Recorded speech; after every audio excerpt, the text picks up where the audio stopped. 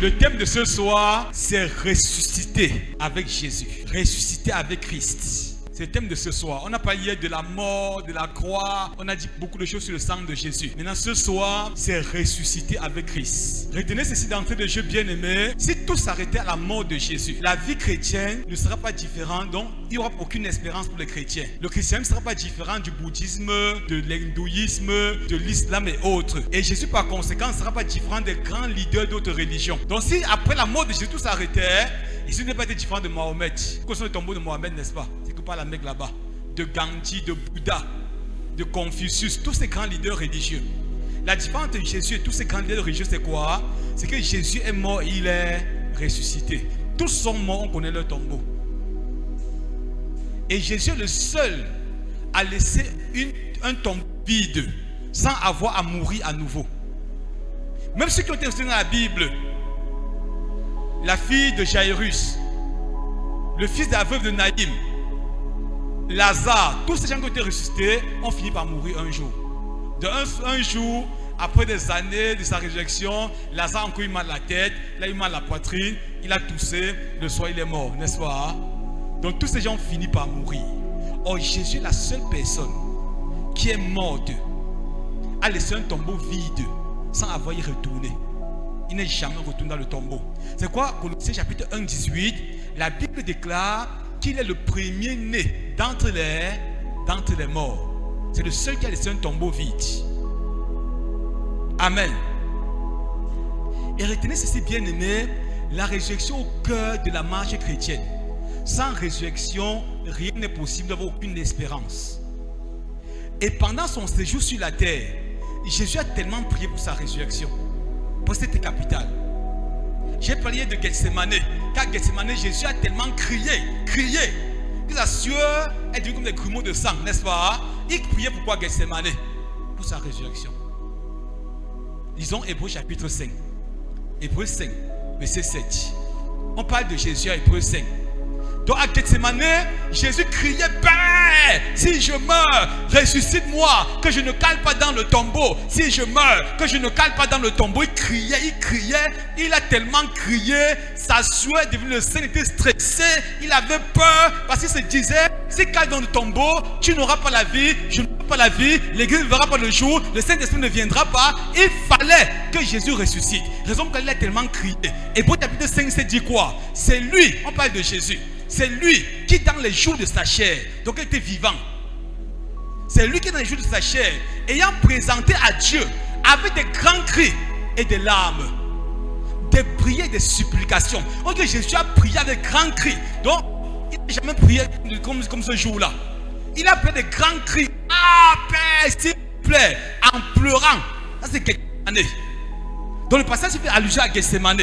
On dit ayant été exaucé à cause de sa piété, a appris, bien qu'il soit fils, l'obéissance par laquelle il a souffert. Regardez. Peut-être je lis rapidement, n'est-ce pas? Revenons au passage. Hébreux 5, 7. 5, 7. Dit quoi? Parlant de Jésus. Hébreux 5, verset 7. C'est lui qui, dans les jours de sa chair, ayant présenté avec de grands cris et de larmes, des prières et des supplications. À qui?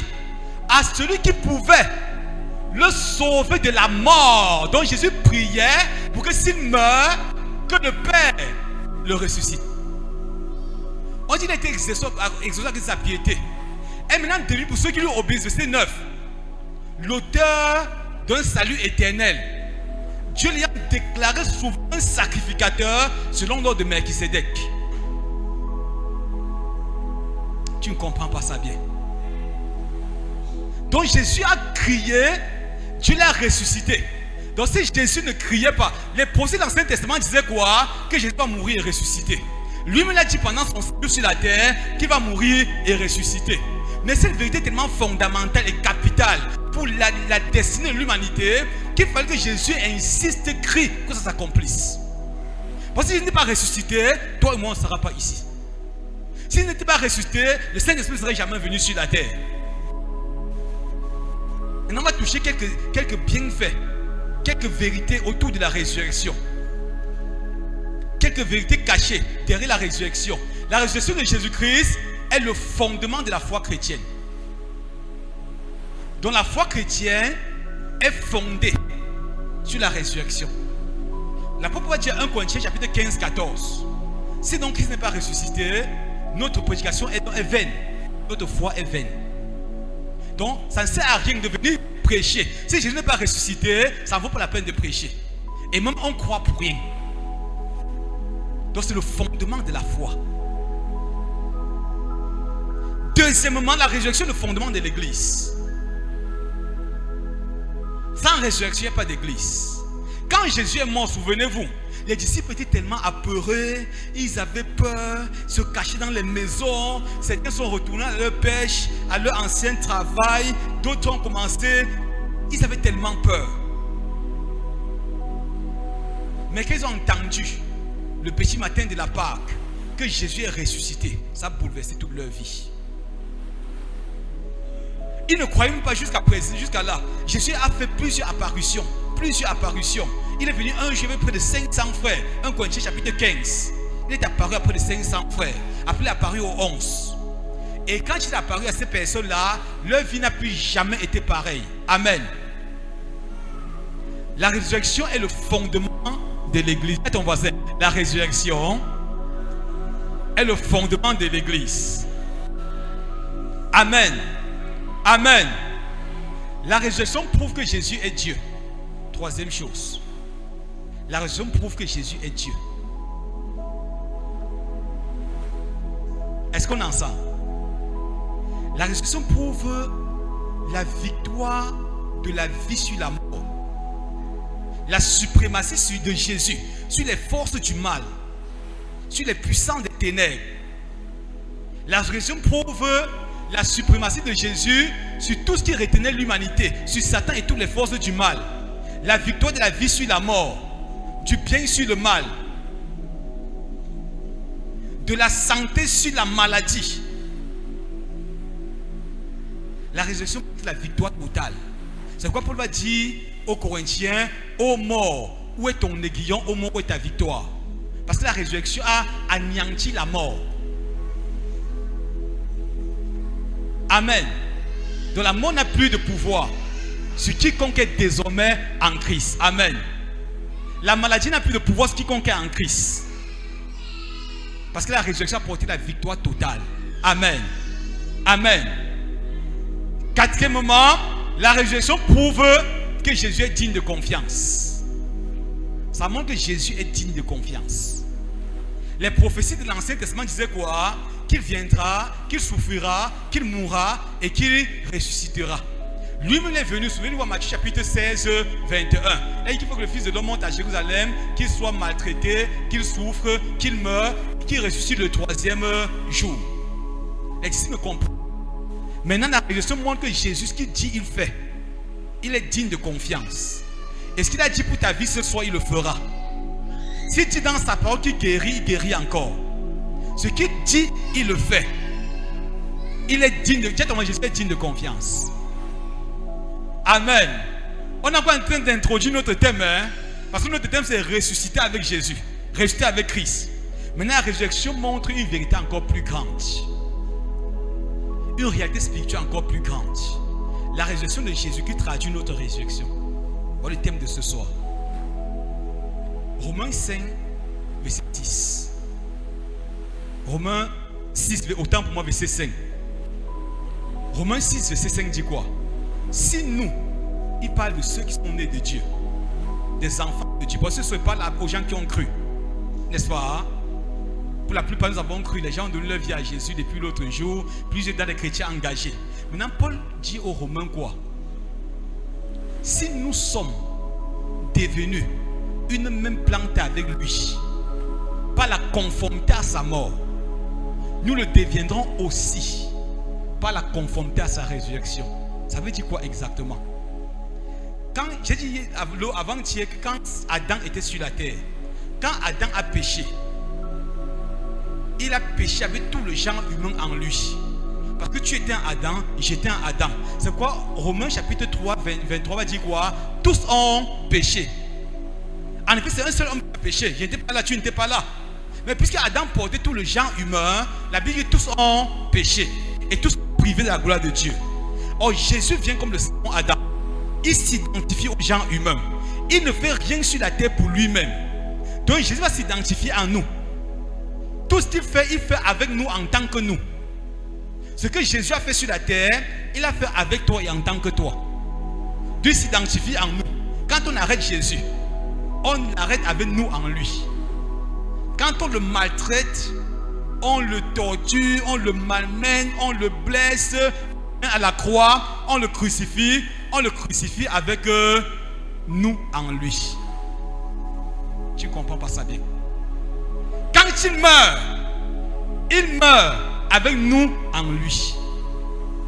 Maintenant qu'il sort du tombeau, quand il ressuscite avec nous en lui. C'est pourquoi Paul va dire, si nous sommes devenus même plantes avec lui, par la conformité à sa mort, donc tout ce qui était lié à la mort de Jésus, j'ai parlé de la mort de Jésus, tout ce qui était lié à sa mort était avec nous en lui. Et nous le devenons pour la conformité à sa résurrection. Maintenant pour bien comprendre, Paul va revenir au Colossiens chapitre 3 verset 1. Si donc vous êtes ressuscité avec Christ. Il dit si donc vous êtes, il parle à qui? À l'église. Paul ne parle pas aux païens, il parle aux gens qui ont cru. Il dit si donc vous êtes ressuscité avec Christ, cherchez les choses d'en haut où Christ est assis à la droite de Dieu. C'est-à-dire qu'ils sont ressuscités. Puis le Paul va dire quoi? J'ai été crucifié avec Christ. Là quand crucifié Jésus, Paul était là. Non. Paul était encore un persécuteur des chrétiens. C'est vrai. Il persécute l'église. Mais il dit plus tard, j'ai été crucifié avec Christ. Or s'il est crucifié avec Christ, il est aussi ressuscité avec Christ. Toi aussi tu as été crucifié avec Christ. C'est pourquoi Paul va maintenant dire ici à Colossiens 3:1. Si donc vous êtes ressuscité avec Christ, donc nous sommes ressuscités avec Christ. Dis ça à quelqu'un à côté de toi. Ça veut dire la mort, la maladie, les ténèbres, les forces du mal, les situations difficiles n'ont plus aucun pouvoir parce que tu es ressuscité avec Christ. Amen. Maintenant regardons ce qui s'est passé. Je vais lire un passage capital pour ce soir. Éphésiens chapitre 1. Donc nous sommes ressuscités avec lui. Éphésiens 1 maintenant 20 va dire ce qui s'est passé exactement. Sois attentifs. Dis à ton voisin, sois attentif. Parce que le thème de ce soir va centrer sur ce passage là. Éphésiens chapitre 1 à partir du verset 20. Paul va parler du mystère de la résurrection. Verset 20 à 23. Il dit quoi? Dieu, parlant de Jésus, il dit Dieu l'a déployé en Christ. C'est ça dans vos Bibles. En le ressuscitant des morts et en le faisant asseoir à sa droite, ou dans les lieux célestes, au-dessus de toute domination. C'est ça? De toute autorité, de toute puissance, de toute dignité, de tout nom qui se peut nommer, non seulement dans le siècle présent, mais encore dans le siècle à venir. Verset 23, il a mis tout sous ses pieds. Il a tout mis sous ses pieds. Il a fait chef suprême à l'église qui est son corps. Amen. La peinture, ce qui remplit tout en tous. Le mot déployé ici vient du mot grec énergéo. Comme ça parle de comme énergie. C'est le jour, depuis que la terre existe, depuis que l'humanité existe, c'est le jour où Dieu a le plus travaillé. Donc quand Jésus est entré dans le tombeau, c'est tellement compliqué. On dit qu'il a déployé. Le mot énergéo, déployé veut dire Dieu a utilisé toute sa force, toute sa puissance, toute son énergie. Pour faire comment? Pour que Jésus sorte de la terre. Donc Dieu a utilisé, Dieu n'a jamais travaillé comme ce jour-là. Parce que tout l'univers était déterminé à ce que Jésus ne sorte pas de la terre, du tombeau. Les forces du mal. C'est pourquoi Dieu a utilisé toute son énergie, toute sa puissance. Pour faire comment? Pour faire que Jésus sorte de la terre. Amen. Et quand Jésus est sorti de la terre, on dit qu'il a placé dans les lieux célestes, au-dessus, on cite les forces du mal, de toute domination, de toute autorité, de toute puissance, de toute dignité et de tout nom qui se peut nommer non seulement dans ce siècle-ci. Vous connaissez les noms, n'est-ce pas? Il y a d'autres qui ont des titres, on dit c'est le maître chevalier de quelle loge. On dit de tout nom. Vous êtes ici au nord, peut-être il y a des gens qui sont puissants. Quand on entend seulement leur nom, on a peur, n'est-ce pas? À l'ouest chez nous, il y a des noms, quand tu entends les noms, c'est une chefferie. Quand un certain nom, il fait peur. Montre que Jésus est établi au-dessus de tout nom. Peu importe les loges dans lesquelles les gens sont entrés, le nom de Jésus est au-dessus de tout nom. Amen. Maintenant, quand Paul écrivait ça au 18e siècle, à l'époque là, il y avait la Bible qui va diviser en chapitres, en versets. Au 18e siècle, pour faciliter la lecture, on a découpé la Bible en chapitres, en versets. Donc, Éphésiens 2 est la suite logique, n'est-ce pas, d'Éphésiens 1. À l'époque, quand on écrivait ça, il n'y avait pas de verset 1, verset 2, verset. Donc, quand Paul a fini ça, il a continué son discours. Il a continué ses écrits. Il est maintenant descendu jusqu'à Éphésiens 2. Maintenant, lisez Éphésiens 2, verset 6. Éphésiens 2, 6 va dire quoi? Il nous a aussi ressuscités ensemble avec lui. Et nous a fait asseoir ensemble. Vous voyez ça? Donc, verset 23, je parle de Jésus. C'est comme si on a resté Jésus lui seul. Mais au verset Éphésiens 2, 6, il dit, il nous a aussi ressuscités. C'est pour nous ce soir de ressusciter avec Jésus, ressusciter avec Christ. Il nous a ressuscités ensemble avec lui. Et nous a fait asseoir ensemble avec lui dans les lieux. Ça veut dire quoi? Nous sommes présentement, tu es ici là, et tu es en même temps assis dans les lieux célestes. Avec un chrétien normal est un citoyen du ciel et de la terre. Il est simultanément assis dans les lieux célestes et en même temps sur la terre. Ça se comprend, hein? Maintenant, que signifie la position assise? Il nous a fait asseoir ensemble. Pardon, apportez-moi un peu 3 chaises, voir. Il veut 2 personnes, qu'on comprenne bien. Je vais prendre les images qu'on comprenne. 3 chaises. Le protocole est où? 3 personnes et 3 chaises. Il nous a ressuscités ensemble. Pardon, protocole, faites un peu vite, pardon. Pour qu'on avance. Donc, Jésus n'est pas ressuscité seul. C'est le thème de ce soir. À la fin de cet enseignement, je sens des choses qui vont rester dans ta vie. Il y aura des résurrections puissantes. Amen. Si tu comprends bien, mets un peu 3 chaises là. Donc, supposez, n'est-ce pas, voici Jésus. N'est-ce pas? 2 personnes, pendant 2 personnes venaient. Voici l'église. Aujourd'hui, nous allons rester ensemble. Pendant mon ami, viens. Ne vois pas t'asseoir, ok, maman, c'est bon. Assieds-toi là, assieds-toi ici. On dit, nous a ressuscités ensemble. Vous faites une personne s'asseoir là, c'est bon. Et nous a fait à. Dis à ton voisin, je suis assis. Je suis plus debout, je suis assis. Maintenant, la position assise renvoie à 4 grandes vérités qu'on va voir ce soir. 1.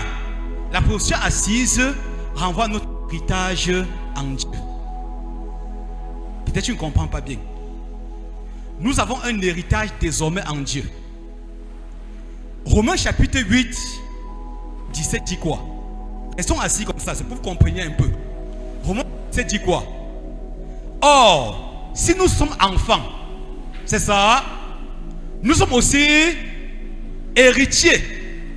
Héritiers de Dieu et co-héritiers de Christ. Co-héritier veut dire quoi? Qu'on partage le même héritage. C'est ça. Dieu est mort, on dit que héritier de Dieu. Est-ce que Dieu est mort? Dieu est vivant, n'est-ce pas? Maintenant, nous continuons en disant que nous sommes aussi co-héritiers. Donc, nous partageons avec Jésus le même héritage. Tout ce qui est vrai pour Jésus, supposons que voici Jésus, n'est-ce pas? Tout ce qui est vrai pour Jésus est vrai pour toi, est vrai pour toi, est vrai pour tous les chrétiens.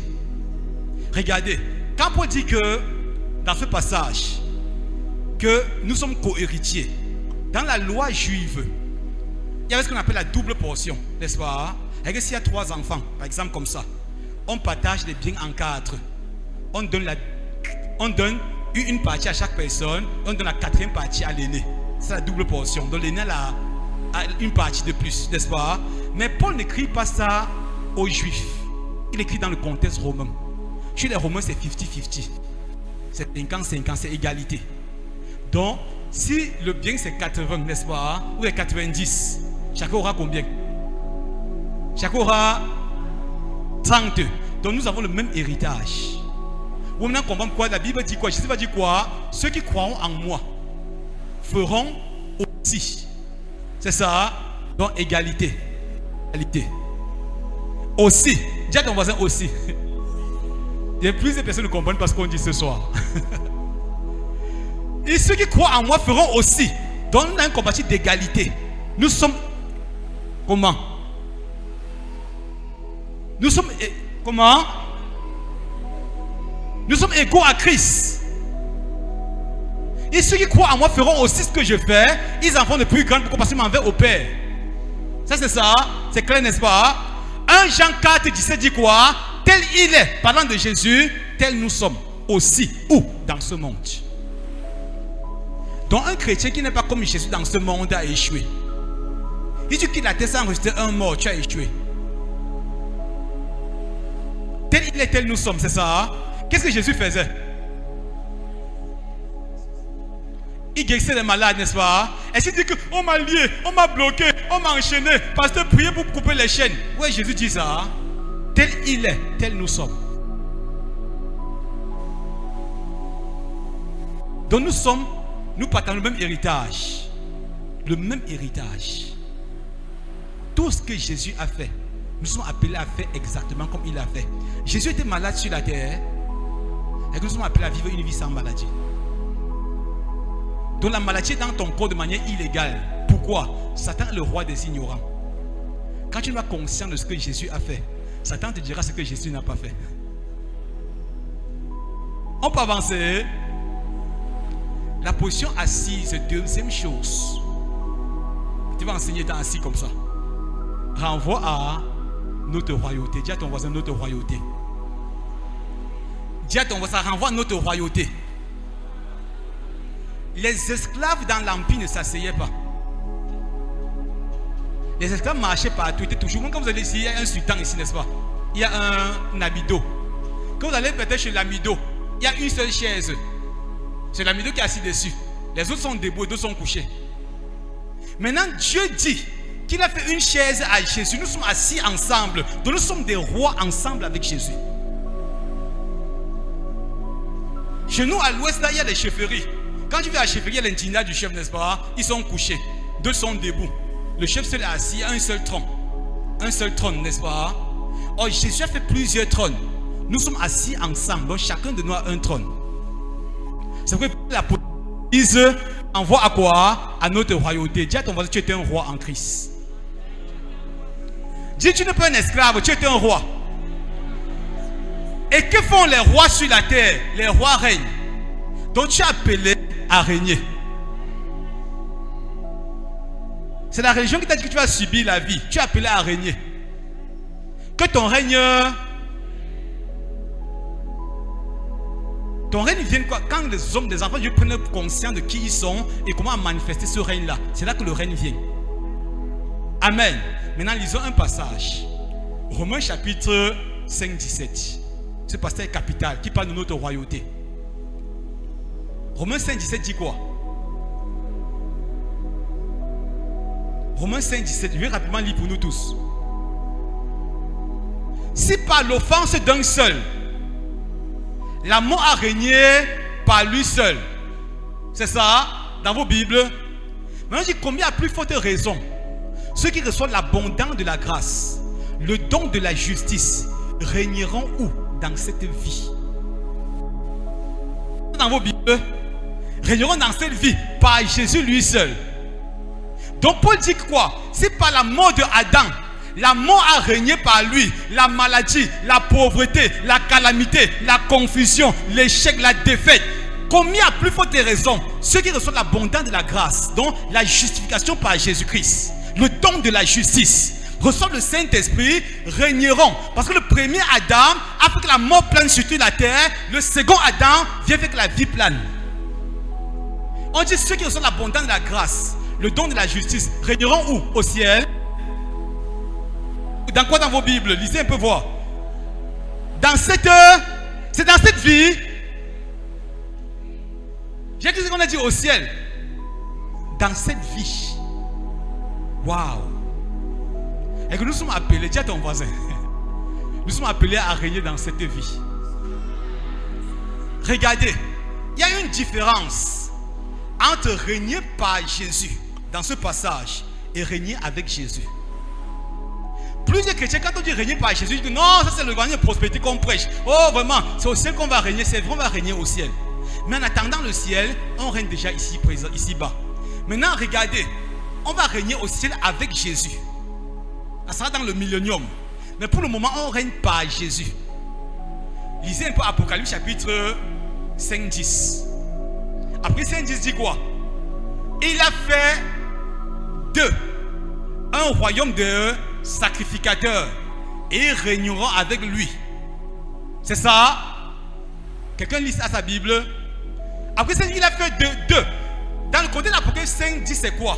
C'est le contexte du millénium. Donc quand Jésus va détruire la terre, il va établir un nouveau royaume pour 1000 ans.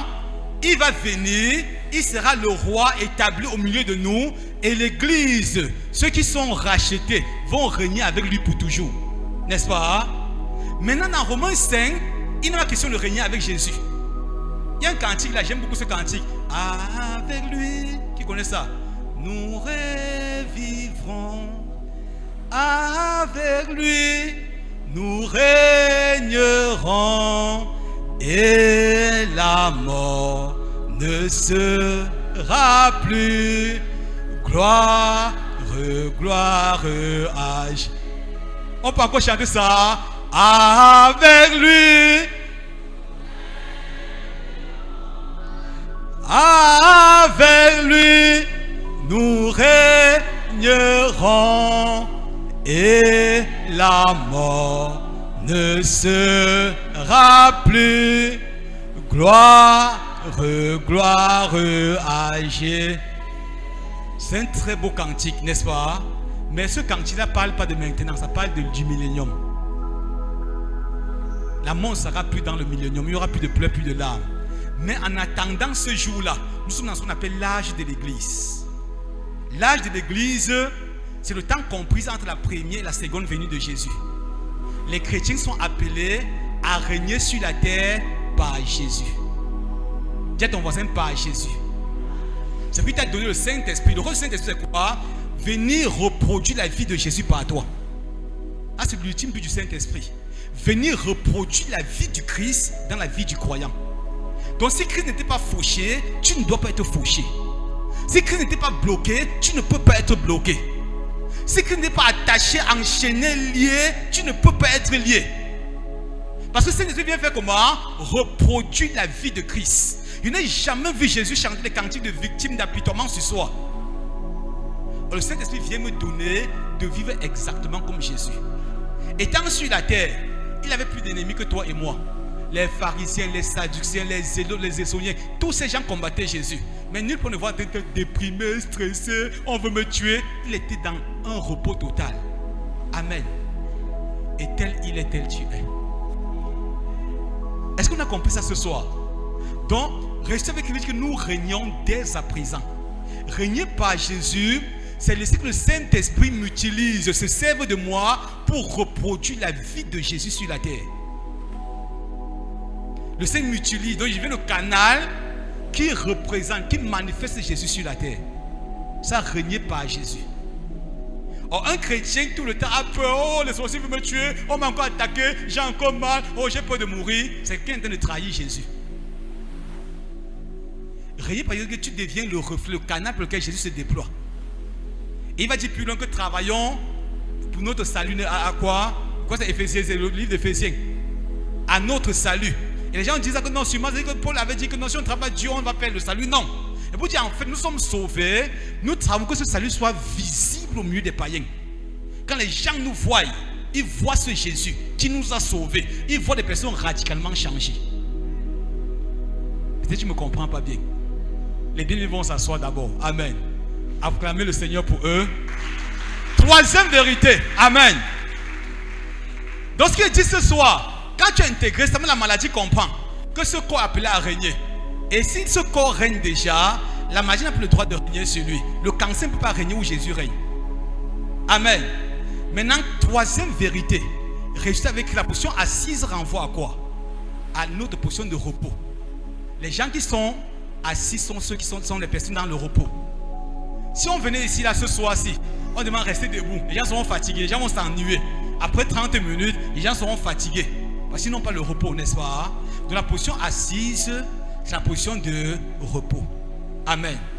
Donc nous vivons en Christ, nous vivons dans le repos. Amen. Matthieu 11, 28.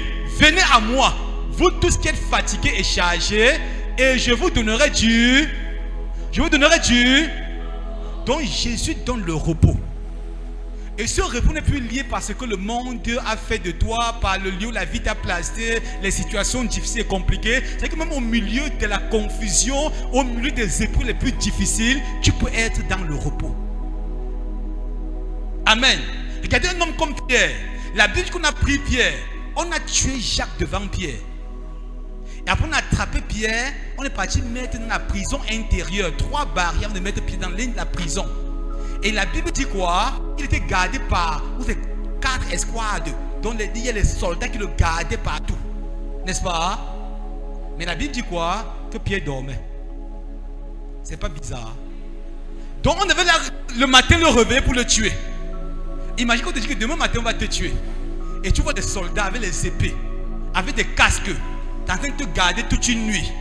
Mais la Bible dit que tu dors. Tu peux dormir. Comment tu as trouvé le sommeil dans un tel état? J'avais moi le repos. Donc tu vas voir tous les problèmes de la terre, mais tu dors. On comprend ça? On dit pas que Pierre il a insomnie. Regardez un homme comme Paul, qui est l'écrivain de 2 Timothée 4. Il était sous Néron au 1er siècle. Il était sous Néron. 2 Timothée 4. Il dit: j'ai combattu le bon combat, j'ai achevé la course, j'ai gardé la foi. Avant, c'est dit quoi? Je sais dans des libations.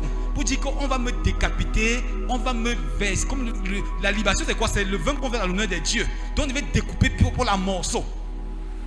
Mais il conclut en disant: Paul, que pour moi, le moment de mon départ approche. J'ai combattu le bon combat. Mais comment tu sais qu'on va te tuer le lendemain? On va te couper comme le soya. Et tu es calme. J'avais moi le repos. Paul était en prison, comme disait l'épître aux Philippiens. C'est l'épître, en plus c'est l'épître de la joie. Si tu vas tout dire, soyez toujours joyeux. Ne vous inquiétez de rien. Ça c'est l'épître de la joie. Lui-même qui écrivait, c'était en prison. Donc en temps normal, il dit que s'il vous plaît, mobilisez Timothée, mobilisez l'église pour qu'on prie pour moi. Oh, Néron va bientôt me tuer. Je souffre trop ici en prison. Mais il ne disait pas ça. Il dit: soyez toujours joyeux. En toutes choses, faites connaître vos besoins à Dieu. Pas des prières, des supplications, des actions de grâce. Rendez grâce à Dieu en toutes choses. Un prisonnier qui dit ça, dis à ton voisin le repos. Jésus était dans la barque, il dormait. On dit que la mer agitait, il y a l'eau qui entrait dans la barque, les disciples criaient. On dit que Jésus dormait. Dis à ton voisin le repos. Les gars criaient: Maître, oh, nous sommes en train de périr, fais quelque chose. Mais le gars dormait. Comment Jésus trouve le sommeil au milieu du tourbillon, au milieu de la mer agitée par le vent, au milieu des vents impétueux? Comment Jésus trouve le repos? On dit que l'eau entrait dans la barque, mais il dormait. Quand on l'a réveillé, quand on l'a secoué, il s'est réveillé. Il ne s'est pas agité. Oh, il a pris tout son temps, n'est-ce pas? Il a un peu toussé, il a un peu essuyé ses yeux. Il dit: mais qu'est-ce qu'il y a? Après il a regardé la mer. Il a dit un seul mot en hébreu. Toum. Ce mot hébreu, silence, tais-toi, c'est un seul mot. Toum. On dit: la mer s'est calmée, le repos. Pour changer les situations extérieures, il faut avoir le repos à l'intérieur. Plusieurs personnes parmi nous, parfois, les sorciers des attaques ont toujours raison d'eux. Donc on va les appuyer la nuit. Peut-être couche de nuit. Il se lève, oh Dieu, oh, verser l'eau partout, le sel, oh le feu, le sang. Il se couche, on les appuie encore. Pourquoi? Qui a vécu ça ici? On m'a dit qu'elle ne sait, il y a plusieurs personnes. Donc tu viens d'avoir les couches de nuit, tu te lèves, oh le sang de Jésus, oh le feu du Saint-Esprit, oh la bouteille d'eau, l'eau bénie du pasteur, tu verses l'eau là partout, oh ouais mon chapelet, oh, tu es un peu... Tu fais ça pendant 2 heures de temps, tu te couches. Maintenant, tu appuies le grand frère.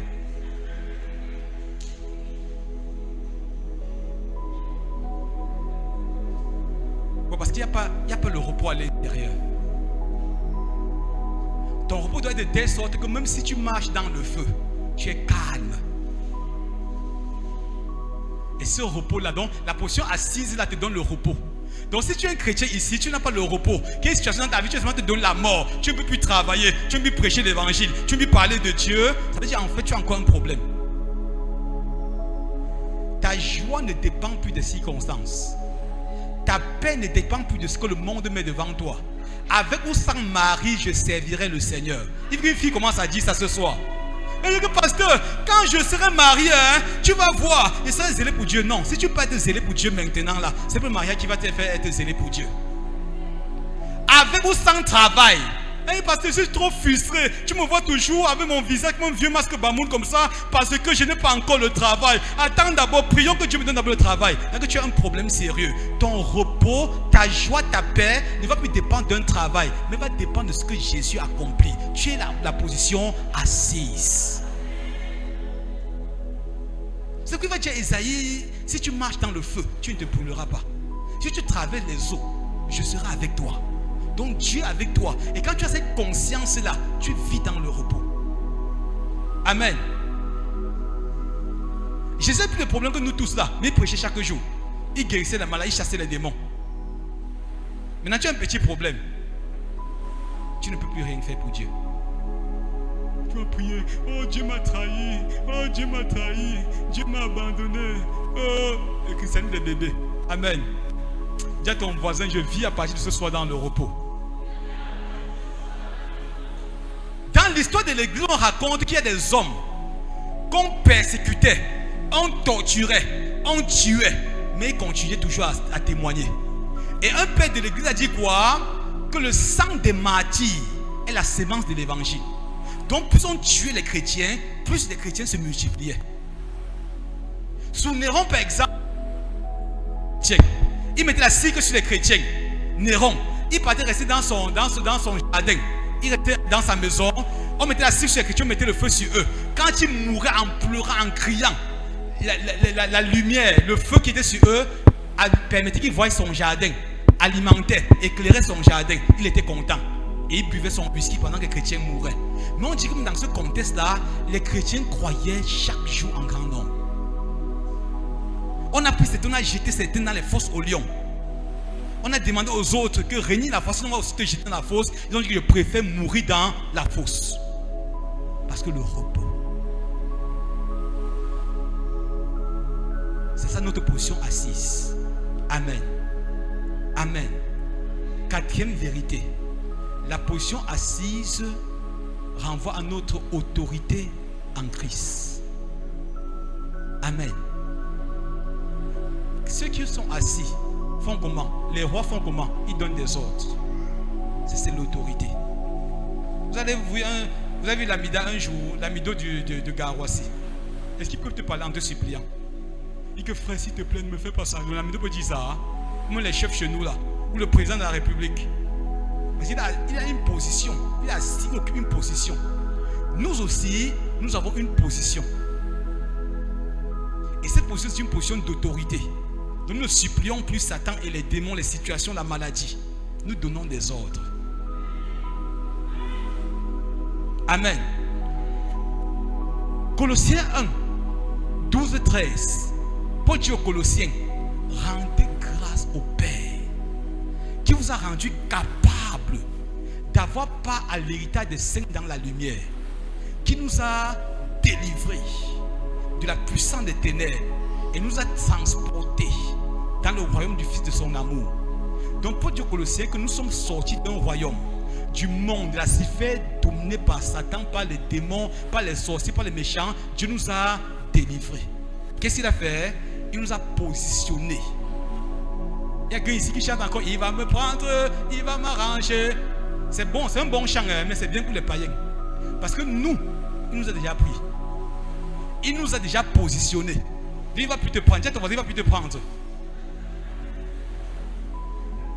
Donc si tu chantes encore, si tu es un païen, tu ne comprends pas encore, il t'a déjà pris. Amen. Donc c'est un bon chant, mais c'est bien pour ceux qui sont encore dans le monde, les païens, parce qu'un jour Dieu va les prendre. Quand Jésus est mort, la Bible dit qu'il nous a pris, n'est-ce pas? dans la zone contrôlée par Satan, dans le domaine de la pauvreté, de la maladie, de l'échec, des liens spirituels, des liens héréditaires, des liens générationnels. Il nous a délivrés. Il nous a transportés. Nous sommes désormais assis. Amen. Une chrétienne m'a dit un jour, pasteur, j'ai fait un rêve. J'ai vu comme tu étais attaché dans un truc comme ça. Je lui ai dit que ce n'est pas moi. Tu n'as pas bien vu. Ce n'est pas moi. Tu as vu quelqu'un d'autre. Et la personne dit comment pasteur, c'est toi. Il dit que ce n'était pas moi. Tu as mal vu. Ce n'est pas possible qu'on m'attache dans une boîte. Ce n'est pas possible. Je suis trop chargé pour t'attacher dans une boîte. Amen. Il y a des gens ici qui disent, pasteur, oh mon grand-père, il m'a attaché dans ma famille, les liens spirituels. Et tu vas voir les incrédules, depuis 10 ans, tu brises les mêmes liens, ils ne se coupent jamais. Chaque année, tu renverses le même homme fort. Ça, c'est un système de religiosité. Quelqu'un qui est né de Dieu, le sang de l'alliance éternelle, le sang de Jésus est plus fort que toutes les alliances que le monde éternel va contracter contre ta vie. Tu comprends ça? Il y a des gens comme ça, une femme m'a dit, Yaoundé m'appelle, elle est tellement troublée. Pasteur, s'il te plaît, je veux que tu me parles, je veux échanger avec toi. Oh, mon fils est a vu un prophète qui a prophétisé sur moi. Et le prophète a dit à mon fils que ta maman a des problèmes au village, on l'a attaché au village. Si elle ne donne pas une offrande sacrificielle ou une offrande tellement élevée, on va la tuer. Elle avait tellement peur. Elle m'a rencontré. Elle m'a dit, pasteur, qu'est-ce que je fais? On dit qu'il donne de l'argent. Et quel argent? Le sang de Jésus dépasse tous les billets de banque. On comprend ça, hein? Vous voyez qu'il ne lui donne rien. Si tu es né de Dieu, toutes ces choses n'ont pas de pouvoir sur toi. Mais pourquoi les chrétiens sont alors liés? C'est que vous allez me demander ce soir, n'est-ce pas? Tu es lié parce que tu es inconscient de l'œuvre de Jésus. Tu n'es pas encore conscient de ce que Jésus a fait. Mon peuple, il faut de vous connaîtrez la vérité vous rendra. Donc aussi longtemps que tu n'as pas intégré certaines vérités, tu restes encore sur les chaînes. D'un chrétien normal, ton arrière-grand-père ne peut plus te tenir. Aucune notette démoniaque familiale ne peut plus te bloquer.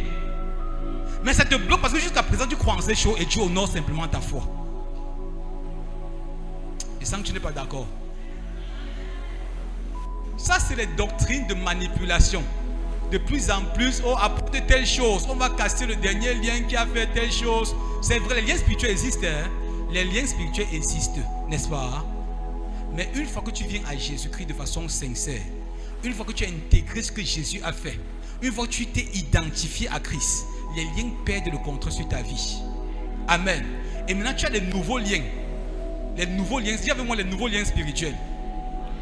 Les nouveaux liens spirituels devaient le parler en langue. Donc c'est les nouveaux liens spirituels. Parce que nous sommes liés avec Jésus, n'est-ce pas? Tes nouveaux liens spirituels, c'est la prophétie. Tu prophétises, c'est le lien spirituel. Donc tu es lié à Jésus. Le Saint-Esprit donne la capacité de faire désormais les choses que tu ne faisais pas. Quelqu'un est lié par les trucs de sa famille, on va me les bloquer, faucher. Hein? Maintenant, quand tu es lié à Jésus, il y a une nouvelle réalité dans laquelle tu opères. Donc tu as des nouveaux liens spirituels. Tu n'es pas d'accord avec ça?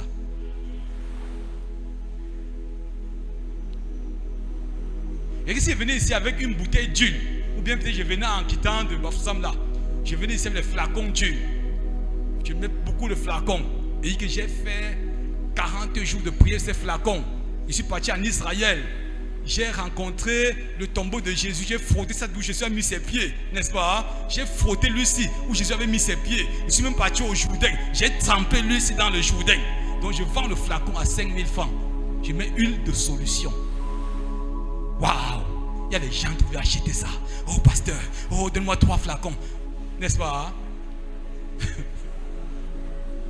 J'aime ce qui est compliqué.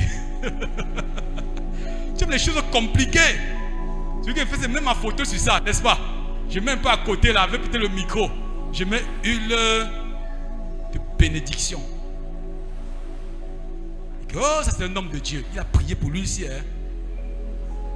Maintenant, quand on te dit simplement que Jésus a tout accompli, quand tu refuses d'accepter la vérité, les gens vont te manipuler comme ça. Depuis quand les gens ont substitué l'œuvre de Dieu à l'argent? Eh bien aimé, c'est vrai que tu as refusé de comprendre ton autorité. La position assise renvoie à ton autorité. Et que désormais, toi aussi, tu as de l'autorité. Tu as le pouvoir, tu as la domination. Luc chapitre 10, 19. Il dit, voici, je vous ai donné le pouvoir. Dis à ton voisin le pouvoir. Là, c'est l'autorité, le pouvoir. Donc, quand on donne le pouvoir, c'est pour être exercé. Le pouvoir de marcher sur les serpents, les scorpions et sur toute la puissance de l'ennemi. Qu'est-ce que vous mettez dans la puissance de l'ennemi?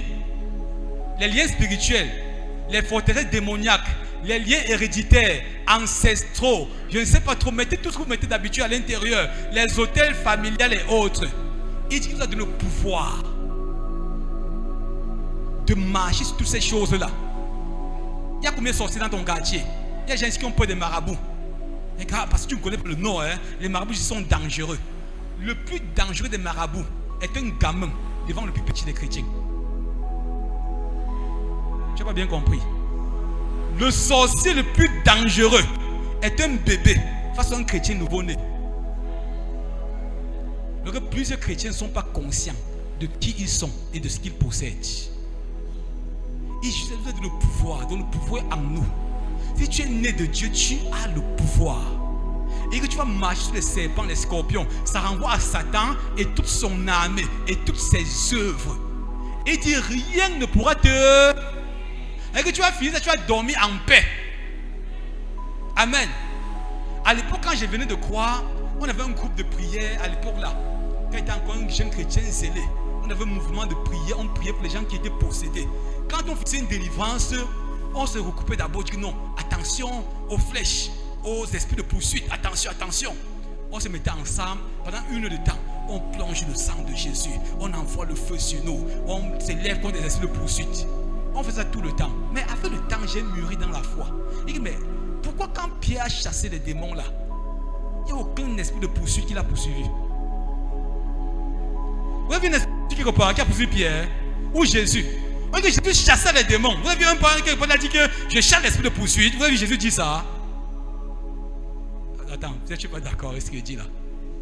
Tu as vu Jésus envoie le feu sur un esprit que oh, je me cache dans mon sang, vous ne pouvez pas me toucher. Ou même Paul a chassé l'esprit dans une voyante un jour, une voyante dangereuse. À Philippe, elle était là, une voyante qui était puissante. Paul a chassé l'esprit comme un jeu. Et vous avez vu Paul dire que maintenant, je me couvre dans le sang de Jésus. Oh, toute flèche que tu vas envoyer contre moi ne va pas m'atteindre. Vous avez vu Paul faire ça? Non. Il est parti calmement, il a mangé, il s'est couché, il a dormi. Le repos. Amen. Maintenant, toi, quand tu chasses depuis petit des démons, oh, on va plus dormir au quartier. Tu vas prier toute la nuit. Oh, les esprits de poursuite, le feu de Jésus couvre ma maison. Et même quand tu fais toutes ces choses-là, ils parviennent toujours à t'atteindre. Pourquoi? Parce que tu n'es pas conscient de l'œuvre de Jésus. Aussi longtemps que le médicament n'est pas ingurgité, n'est pas décomposé, il ne peut pas agir dans le corps de quelqu'un. N'est-ce pas? Il y a des vérités chrétiennes, des vérités bibliques que tu connais, mais intellectuellement. Aussi longtemps, ça va se décomposer dans ton esprit. Ces choses, Satan va continuer à te tenir. Depuis l'autre jour, on prie pour les malades ici. On chasse les démons. Parfois, je rentre et je dors. J'oublie même de prier. Mais le démon qui peut confondre son chemin, il vient où je suis. Il va connaître ce qu'on appelle l'électrocution. On comprend ça, hein? Je n'ai pas besoin de le chasser. Il a dit rien ne pourra vous nuire. C'est ça, hein? Rien sauf quoi? C'est les esprits de poursuite, n'est-ce pas? Je suis dans la formation. Hein? On a commencé la formation, n'est-ce pas? Et que le but c'est de nous équiper, n'est-ce pas? Rien. Regarde, quand tu crois une fausseté, Satan exploite ton ignorance pour te tenir. J'étais convaincu quand tu as chassé un démon, si tu fais 2 heures de temps sans prier, autorité, on dit prière d'autorité, n'est-ce pas? 2 heures de temps, si tu ne fais pas ça, tu vas dormir. Mais qui nous a dit ça? Ça vient d'où?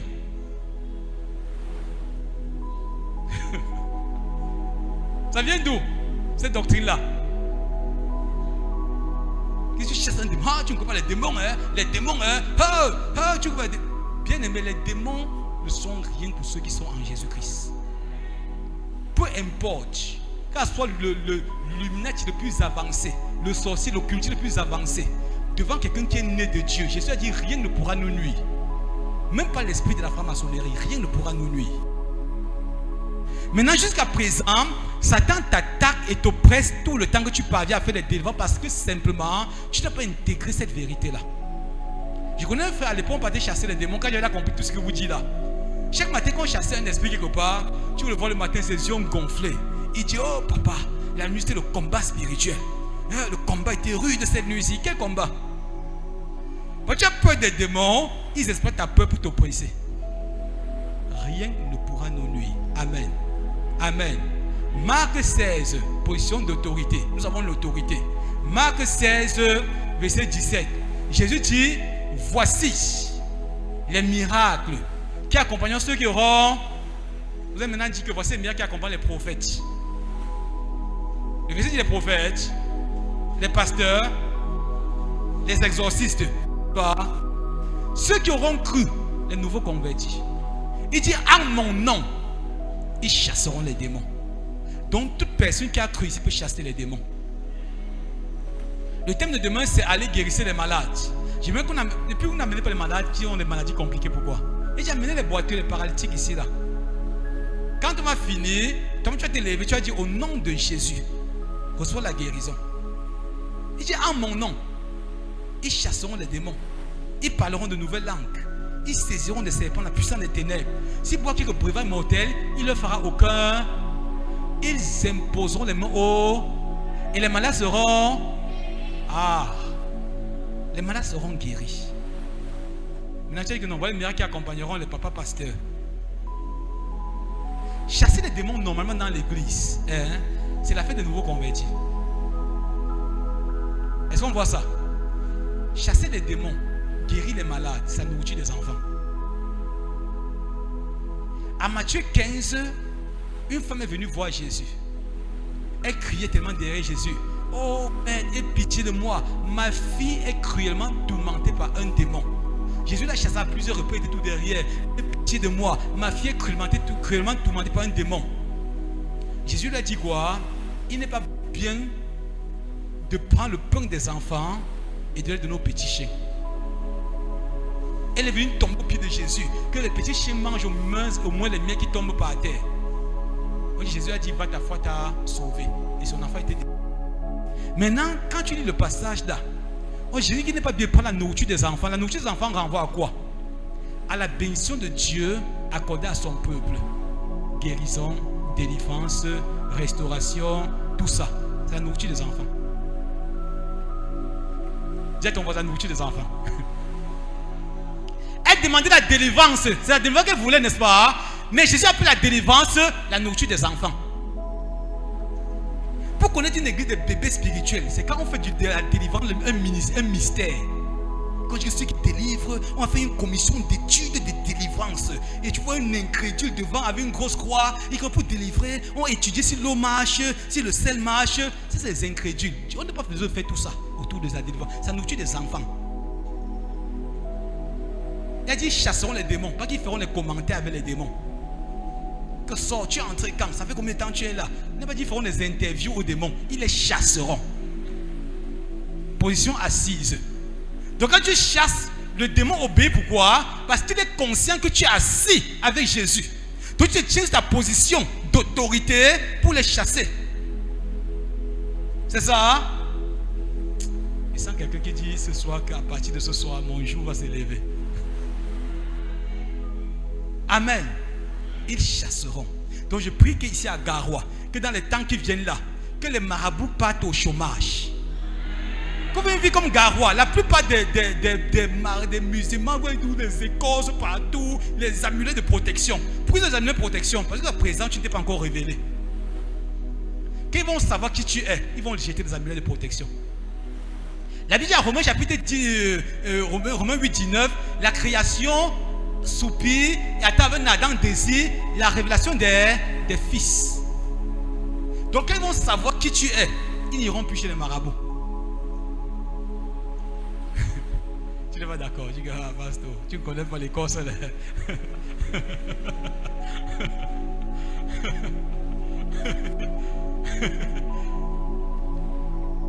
Chaque fois que nous sommes dans l'église, les gens qui des églises pour partir trouver la solution chez les marabouts, ça démontre la faiblesse de l'église. Monsieur le pasteur prêche tout le temps, dit que oh, ne partez plus chez les marabouts, ce n'est pas bien. Un chrétien pas chez les marabouts, c'est ta faiblesse, pasteur, arrête ça. Si un pasteur dit ça, c'est parce qu'en fait, si tu as la puissance, un chrétien qui s'assoit devant toi n'ira jamais chez un marabout. C'est vrai, hein?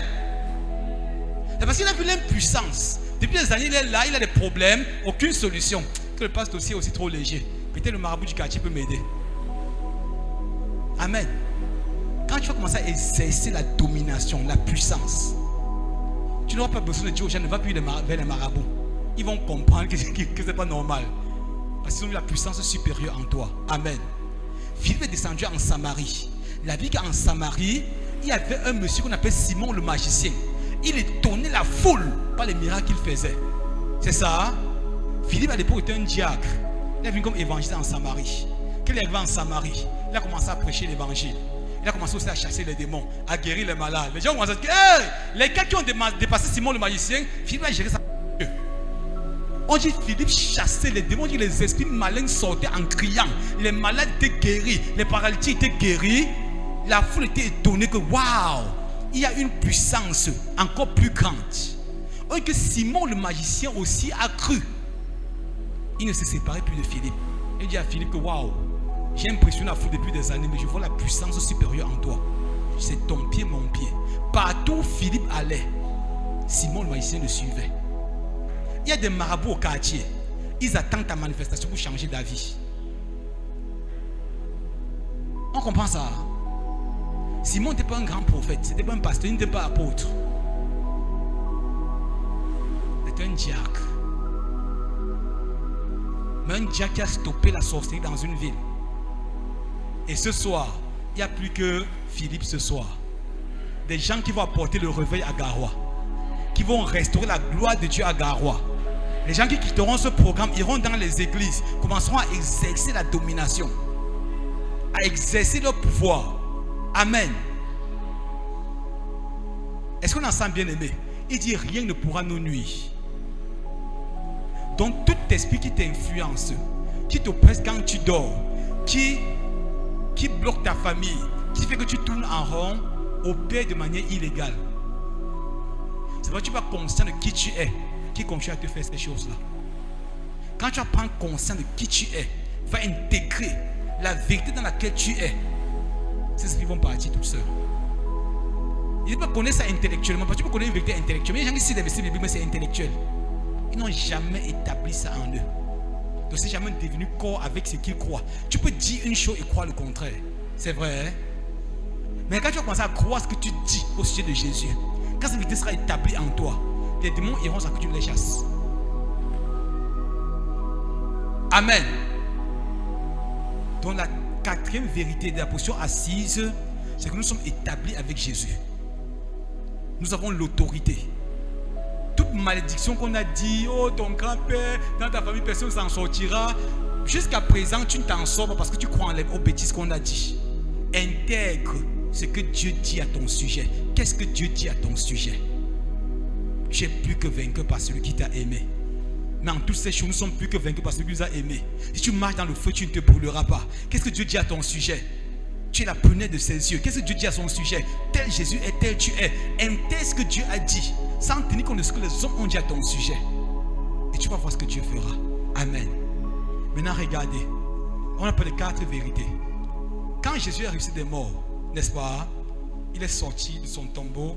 Il a commencé à marcher. On dit que pendant 40 jours, il marchait dans les rues. Il partait d'un lieu à l'autre. Dites-moi, hier, on a dit que Jésus, le sang de Jésus a coulé à 7 reprises.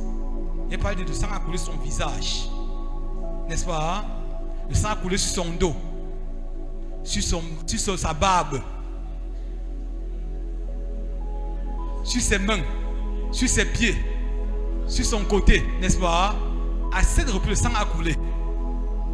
Mais vous savez que Jésus était vidé de son sang. C'est vrai, hein? Quand on te crucifie, on te perce là, le sang coule. Le sang coule sur le côté, le sang coule sur le fond, le sang coule partout. Mais Jésus était vidé de son sang. C'est ça, hein? Est-ce qu'on est ensemble? Maintenant qu'il est ressuscité, il vivait avec quel sang? C'est une question que je pose ce soir, avant qu'on ne finisse. Quand Jésus est sorti du tombeau, n'est-ce pas? On avait vidé son sang qui était sur la terre. Maintenant qu'il est ressuscité, il vivait avec quel sang? Il marchait avec quel sang? Il est venu dire aux disciples, regardez-moi, un esprit n'a ni osé ni regardé ma main percée.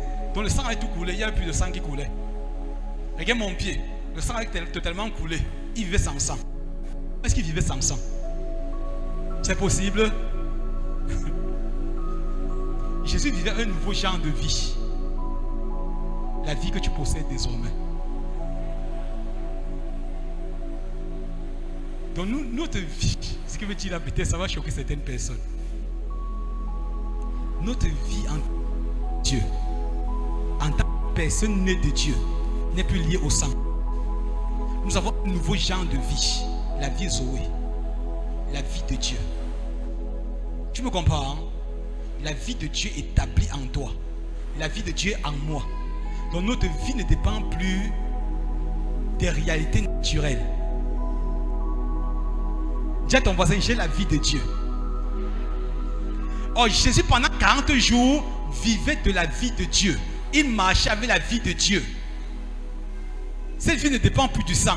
Ça veut dire que tu peux partir à l'hôpital, on te diagnostique, on dit que oh, tu as une perte de sang, il y a une tumeur qui a mangé tout ton sang, mais tu continues à vivre si tu es conscient de la vie de Dieu en toi. La vie de Dieu fonctionne avec la conscience de cette vie-là. Donc aussi, donc, tu n'es pas conscient que tu as la vie de Dieu, n'agis pas. Tu peux, parce que tu es conscient de la vie de Dieu, je ne serai jamais malade dans ma vie. J'ai dit à moi-même, ça me conseille, ce que je dis là, je ne serai jamais malade. Pourquoi? Parce que je ne vis plus de la vie du sang.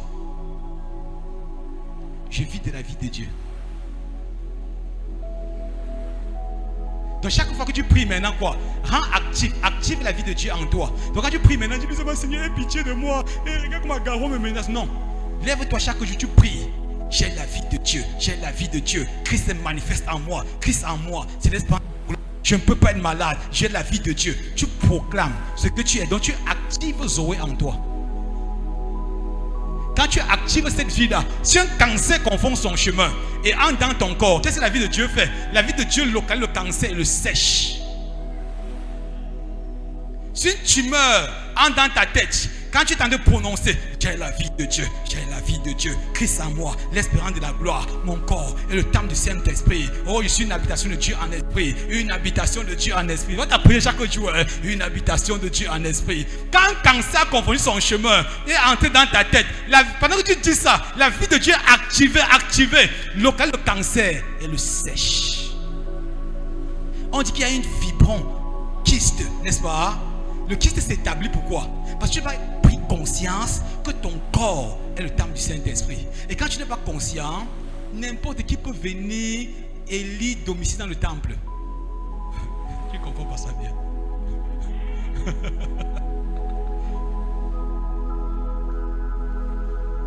J'ai la vie de Dieu. La vie de Dieu coule dans mes finances. La vie de Dieu coule dans mon travail. La vie de Dieu coule. Quand tu as intégré cette vie-là, j'ai dit que la vie Zoé fonctionne avec la conscience. Si un homme n'a pas intégré, la plupart des chrétiens ne sont pas conscients. Ils sont conscients des réalités humaines. Ils sont conscients des carcans de la religion. On te dit que nous sommes les pauvres humains. Hein? Oh vraiment, nous sommes seulement sur la terre de passage. Quand tu as intégré les bêtises comme ça, tu vas vivre la réalité des hommes. Oh, nous ne sommes plus seulement au niveau des hommes. Nous sommes des hommes dieux. Somme 82, j'avais dit, vous êtes des dieux, mais vous mourrez comme des hommes. Quand nous sommes établis, la position de Christ, c'est quoi? Nous sommes devenus participants de la nature divine. 2 Pierre 1, 3. Et que nous sommes devenus participants. Le mot koinonos, ça veut dire que nous sommes participants, les unis à Jésus, unis à Dieu. Des participants du genre divin. Maintenant, pour que cette vie soit manifeste, il faut que je la proclame constamment, sans tenir compte de ce que la situation me présente. Quand j'arrive chez moi par trop travailler, j'ai passé la nuit à travailler, je vois proclamer sur ma tête ce que je suis. La maladie part toute seule. Ce que je dis maintenant, c'est pas le bébé spirituel, n'est-ce pas? Le bébé spirituel, c'est moi qu'on dit chaque jour que tu as encore prié, fait la prière de priorité. Non, il y a un niveau de prière où tu proclames qui tu es. Tu dis ce que tu es. Tu dis ce que tu es, indépendamment de ce que le monde met autour de toi, de ce que ton corps te présente. La vie de Dieu commence à se manifester.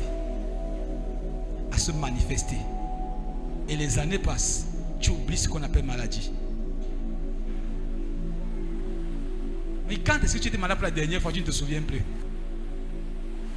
Alléluia. Tu n'as pas envie de dire amen à ça.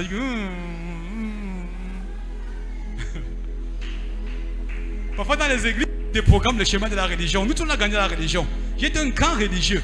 Et quand il te parle, tu me regardes parfois, je vois la semaine de la religion, je me dis, tu dis quoi comme ça? Nous tous on était des religieux. La vie chrétienne, c'est la vie normale. Quand un petit sorcier entre dans l'occultisme, à moins de 3 mois, il sort de son corps. C'est ça, hein? Il jette des sorts, il fait le mal aux gens, il tue ses voisins. Un petit sorcier. Mais tu es à l'église, Dieu dit qui tu es, tu ne crois pas. Le sorcier croit en tout ce que Satan lui dit. N'est-ce pas? Hein? Résultat, il fait le mal. Il devient un représentant des forces des ténèbres. Maintenant, tu es à l'église. On dit ton corps est le temple du Saint-Esprit. Celui qui s'attache à Jésus devient avec lui une seule chair. Tu dis ça, tu dis, mais scientifiquement parlant, ça veut dire, c'est pas une chair, c'est une façon de parler. Tu as tout un raisonnement pour contredire ce que Dieu dit. Dieu dit, vous pouvez tout en Christ. Vous avez tout pleinement en Christ. Colossiens 2:10, vous êtes tout pleinement en Christ. 1 Corinthiens chapitre 1, 23. 1 Corinthiens 3, 23. Tout est à vous, vous êtes à Christ, Christ est à Dieu. Tout est à vous. Mais tu dis ça, tu dis que tout à nous comment? Non, scientifiquement parlant, logiquement parlant, selon les tests de l'église, l'article 24 des tests de l'église disent que non, c'est la science, il faut comprendre.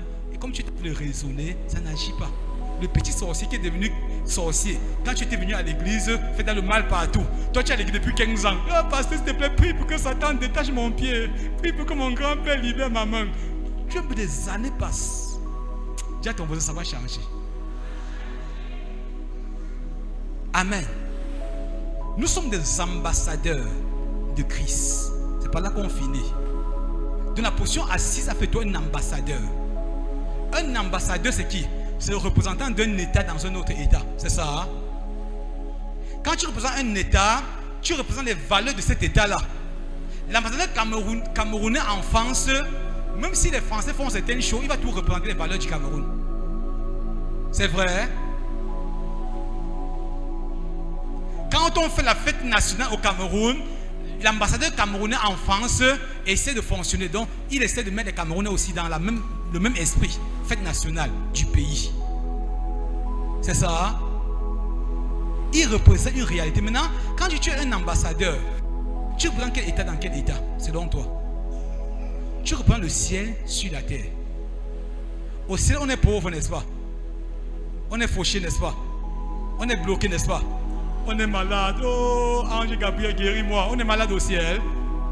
Mais quand tu es un chrétien, tu as tous les problèmes de la terre. Un païen, que tu es un ambassadeur, il dit de quel état? Tu dis le ciel. Il dit donc, je vais au ciel là. C'est pour ça qu'on est fauché. Hein? Donc si tu représentes le ciel, tu vas montrer, ta vie doit être la vitrine de ce ciel sur la terre. Donc quand on te voit, on peut voir le ciel. Est-ce qu'on est ensemble ce soir? Si au ciel on n'est pas malade, dans ta vie on ne parlera pas de maladie. Si au ciel personne n'est lié, tu ne peux pas être lié. Autrement dit, ne dis plus que tu es ambassadeur. Oublie ce nom-là. Il dit non, parce que tu comprends quand même, tu ne comprends pas bien comment les liens fonctionnent. Tu ne comprends pas comment les autorités de tout fonctionnent. Oui, si tu as bien compris ces choses-là, tu n'es plus ambassadeur. Tu représentes valablement le ciel. Quand on dit qu'il y a crise économique au Cameroun, crise économique, l'ambassade des États-Unis au Cameroun ne ressent rien. Son salaire ne vient pas du Cameroun, ça vient des États-Unis. Et en tant qu'enfant de Dieu, serviteur de Dieu que tu es, l'ouvrier mérite son salaire. Qui donne ton salaire? Dieu. Amen. Donc la situation du Cameroun ne va jamais t'affecter. Alléluia. Tiens-toi tes deux pieds, tu commences à crier fortement. Tu vas crier à Dieu de toutes tes forces que Père, Père, Père, ça va changer. Commence à parler à Dieu. On va prier 10 minutes non-stop. Commence à prier de toutes tes forces. Ce qu'on va opérer différemment. Commence à parler à Dieu comme quelqu'un qui est fatigué de sa condition. Commence à dire au Seigneur, trop c'est trop. Je suis fatigué de vivre une vie minable. J'ai compris ce soir que je suis assis dans les lieux célestes. Oh, ma condition, oh, n'est plus déterminée parce que je vis sur la terre. Je suis assise, je suis assis. Oh, je suis assis dans les lieux célestes. Je suis simultanément citoyen du ciel et de la terre. Oh, tel Jésus est, tel Jésus. Commence à parler. Élève la voix, élève la voix, élève la voix.